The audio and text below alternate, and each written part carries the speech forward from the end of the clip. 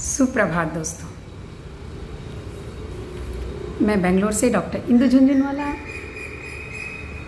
अपनी बात कवि के साथ कॉफ़ी पटल पर। कल गुरु पूर्णिमा थी। गुरु पूर्णिमा यानी अपने अपने गुरुओं को याद करना।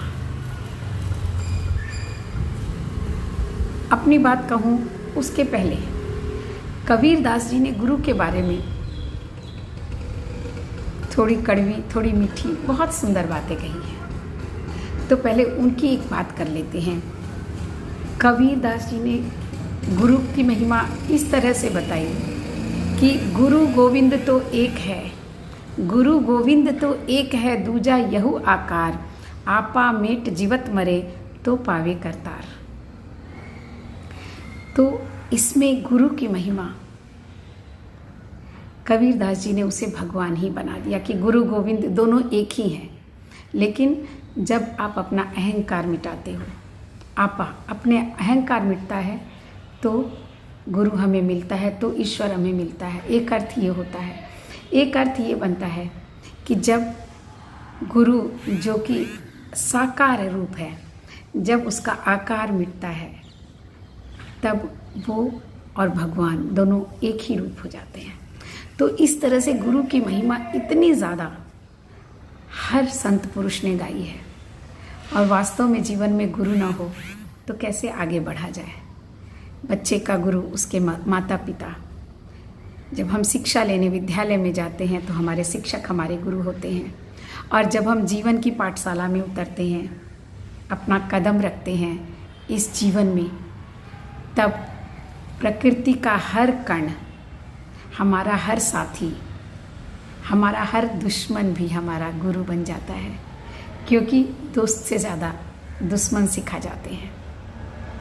और जो शिक्षा दे, शिष्य यानी सीखने वाला, जिससे हम सीख पाएँ उसके हम शिष्य, और जो हमें सिखा पाए वो हमारा गुरु, हमसे बड़ा, हमसे महान। गुरु का शब्द ही होता है महान, बड़ा, उच्च, श्रेष्ठ। और थोड़ी सी खास बात, शिष्य गुरु भी हो और शिष्य भी हो, लेकिन शिष्य कैसा हो? सतगुरु मिला तो क्या भया, जेमनी पाड़ी पौल, पासी बिंठा कपड़ा, क्या करे बिचारी चोल। बड़ी खूबसूरत बात कही है कि गुरु अगर अच्छा मिल भी जाए तो क्या होगा अगर शिष्य सही ना हुआ, शिष्य शिक्षा ग्रहण करने के लिए तैयार नहीं, शिक्षा लेने के लिए उसका पात्र खाली नहीं, उसकी आत्मा शुद्ध नहीं, तो वो शिक्षा नहीं ले सकता। जैसे कि अगर कपड़ा आड़ा हो, आड़े कपड़े का अगर हम कुछ बनाते हैं, सिलाते हैं, तो उसमें दर्जी का दोष नहीं होता। वैसे ही शिष्य अगर सही ना हो तो उसमें भी गुरु का दोष नहीं होता। बहुत बहुत सुंदर बात इन्होंने बताई है। और अब देखिए एक और बात, और ये काम सिर्फ कबीर दास ही कर सकते थे, क्योंकि इस तरह की सच्चाई हर कोई नहीं कह सकता कि जाका गुरु भी अंधला, चेला खरा निरंद, अंधा अंधा ठेलिया, दुनिया कूप पड़ंत। तो पहले दोहे में उन्होंने गुरु को इतना महान बताया कि वो ईश्वर हैं। दूसरे दोहे में उन्होंने ये बताया कि शिष्य भी लेने योग्य होना चाहिए। और तीसरा ये दोहा ये कहता है कि अगर गुरु में भी योग्यता ना हो, शिष्य तो अयोग्य होता ही है, लेकिन गुरु भी अगर योग्य ना हो तो क्या होता है कि जाका गुरु भी अंधला, जिसका गुरु खुद अंधा हो, जिसके पास खुद ज्ञान की रोशनी ना हो, और शिष्य तो अंधा है ही, उसके पास तो ज्ञान है ही नहीं। तो एक अंधा अगर दूसरे अंधे को ठेलता है तो क्या होता है?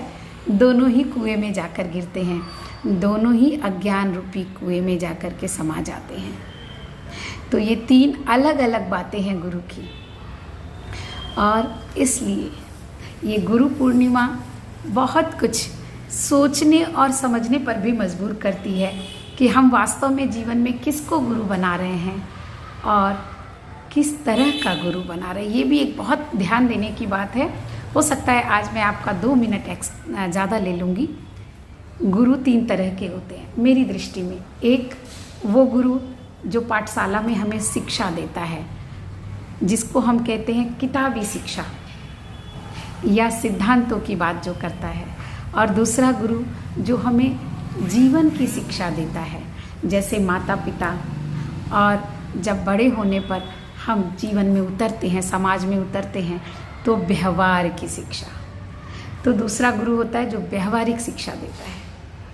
और तीसरा गुरु हमारा मन, हमारी आत्मा और प्रकृति का वो हर कण, वो हर अंश जिससे हमारी आत्मा का मेल है, जो हमारे अंदर है और जिसके अंदर हम समाये हैं, वो तीसरा गुरु जो हमें हमारी पहचान दिलाता है। अध्यात्म जो जीवन के लिए बहुत ज़रूरी है, अपने आप को पहचानने में मदद करता है, जिससे हम सबको पहचान पाएँ। तीसरा गुरु वो होता है।